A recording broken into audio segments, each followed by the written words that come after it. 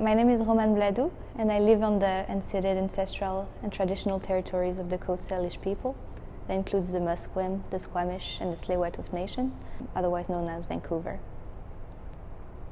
Projection or projected imagery is a medium that fascinates me for many different aspects and at many different times of the creative process. What first interested me in it is maybe this sort of exercise in optics. To me, was this idea that it feels like reverse photography. That photography is this idea of capturing an image, capturing a scene, and then bringing it all to like this focal point, this box. And projection is like leaving from that box, which is the source of light, and then projecting it onto space. So it's this reverse triangle. And with this comes this sort of malleability of the image, right? Like a plasticity. It's something I can distort, I can project, I can play with distance. So it really incorporates the space in it. You can stretch it, you can change its angles, you can project it on the floor, on the walls. With projection, we talk a lot about immersion, which is like water. And immersion is defined as like being in a space that has no contact whatsoever with its space of origin.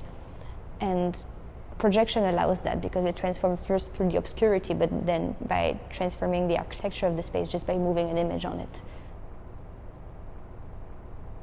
This work here is called A Window to Hold Shadows because of the frame itself, because the window and the photographic frame have like that rectangular similarity. But also because I draw many parallels between windows and water surfaces through the transparency, that's something you can look through, but also just because of the way light interacts with them. So the light can allow you to see through, but it can also create projections onto it or shimmers, which mean that suddenly you can't see anything. It becomes reflective like a mirror when it's too bright, or it's only through a shadow that you'll be able to see textures on the other side.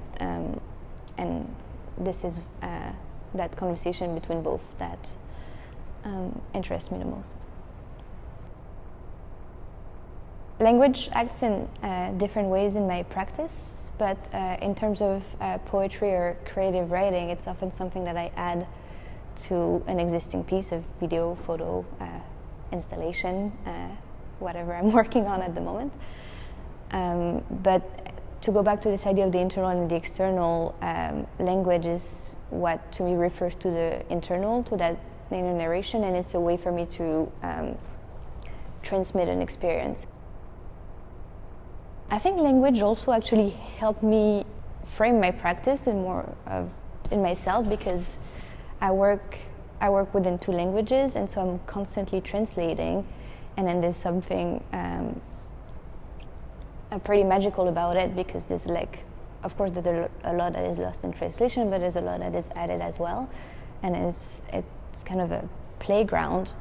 And then I use that to frame my practice, because I feel like I'm translating from moment to media, and then through this metaphor of language that I use and reuse, and that's kind of what guides me, is this idea of like, well, some will be lost and some will be earned, but maybe what I can do is try to play in that in-between and in that liminal space between languages, but between moment and media, between experience and installation, between outside and inside, between what I've seen and what I've created.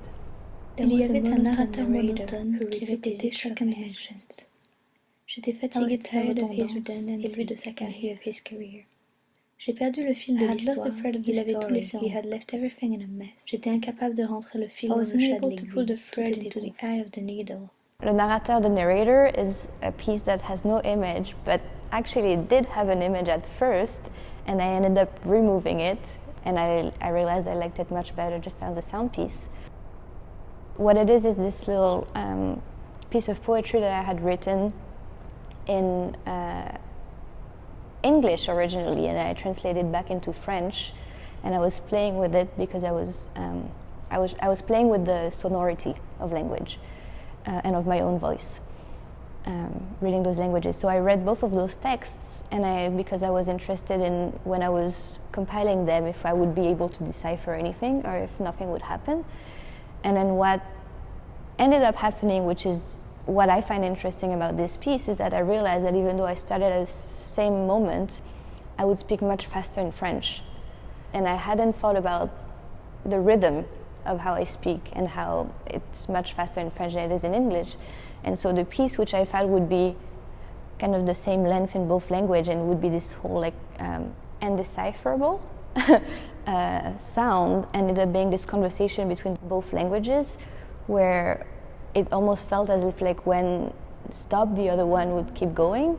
And then it made me think of just how it goes in my head that the French is always preceding. So what I thought would be very much about sound ended up being about rhythm and speed. Every time I think of place, I think of that essay written by Yi Futuan, the geographer. He wrote this text called Space and Place, the Perspective of Experience. And in this text, he defines both of those terms. So space as this kind of exterior place, this vast place that's often unknown, not always, but often, and then place as the familiar, and whichever that represents to everyone. To me, it's this dialogue between both that I try to understand and to navigate and to explore, right? It's this relationship between space and place. And I find that in the way I translate or record experiences, then the space, which is like the unknown, is more often in the visual work I make, because it's always taken as a distance. As a photographer, I'm an observer, I'm a passerby. But this notion of place or the familiar comes through the text, because it's much more intimate and it's what gives the context of the image. So yeah, it's this play between space and place, between text and image, and between the internal and the external space, but they both inform each other, and it's not one that comes first. It's like it's a conversation between both.